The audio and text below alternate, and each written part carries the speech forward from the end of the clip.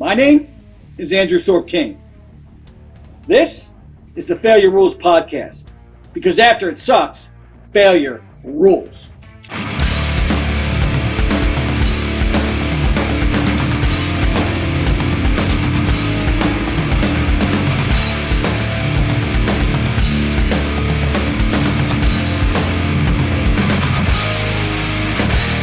The more I live, the more I evolve on the degree in which I choose to attribute ideas and beliefs around my approach to life to any sort of political ideology.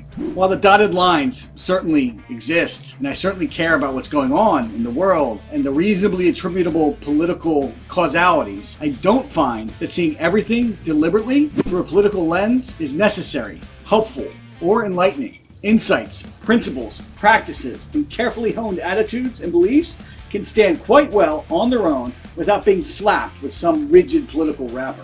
And they certainly don't all need to line up in some perfect check-the-box resemblance to any one ideology or platform. Generally, I align most closely to comedian Bill Burr's attitudes toward associations. Fuck you and your group. That's how Bill would put it.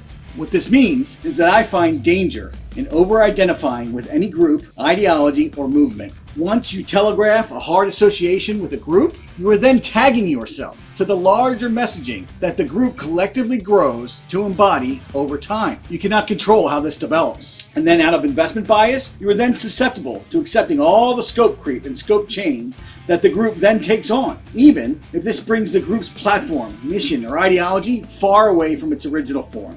Yet, there you still may be, defending your original association with the group or ideology out of a desire to appear consistent or avoid charges of flip-flopping or tribal heresy. Hard associations subject you to being whoever the media say you must be at any given moment in the fluid zeitgeist of fickle culture. Author, investor, and former CEO of AngelList.com, Naval Ravikant, once identified as a libertarian, but he found himself defending positions simply because they were deemed as libertarian ones. He was not comfortable with this, so he stopped identifying as a libertarian. And just because I do not want to over-identify with any group, movement, or ideology, it doesn't mean that I won't identify at all.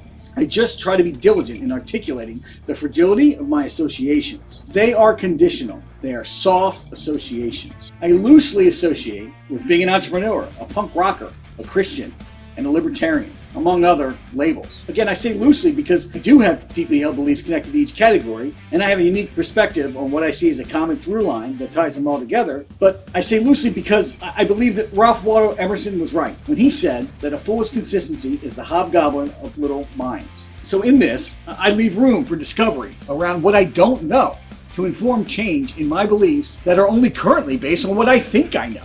These changes don't happen often, but when they do, they are meaningful. I also qualify these associations as loose because what these labels mean to any given culture, society, or individual amidst different inflection points throughout history mean very different things. I know that what they even mean to me expands, mutates, and grows over time. So while my beliefs, even if developing, are held seriously and deeply, my certainty in them is held loosely and with humility.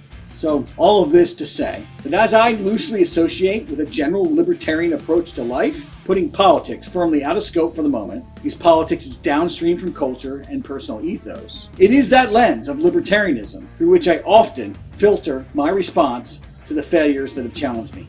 So in this, my strongest energies amidst any failure confrontation are directed towards identifying all the possible ways in which the failure was due to my own lack of judgment, poor execution, or preparation derelictions. With the fidelity toward the supremacy of individualism, I choose to first look at myself before looking outward. I look in the mirror before I stare out the window. This strategy helps me to organize a failure management plan that maximizes personal responsibility and leverages the maximization of personal freedom. Marrying maximum freedom with maximum responsibility means that you must own your failures, their consequences, and their cures as much as is possible. Now, this is rarely a 100% ownership title, but it is a noble aim to try and make it the highest percentage you possibly can. Then, you regretfully fill in the gaps as needed by accepting the graces and leveraging the assistance of outside individuals, charitable organizations, and entities of power. This is how you position yourself to get the most out of your failures, to honor the sovereignty of your individuality, and to minimize your touch on others as an unnecessary burden. Bootstrap yourself to maximum capacity first. Then, secondly, fill in the gaps with the duct tape and beer cans and belts and suspenders apparatus built by others. Harness your inner libertarian and marry maximum responsibility with maximum freedom in your failure management approach. And, as you do, don't forget to hold your ideological associations loose, even while applying them organically to the ongoing decision sequences of your mysterious calling journey path.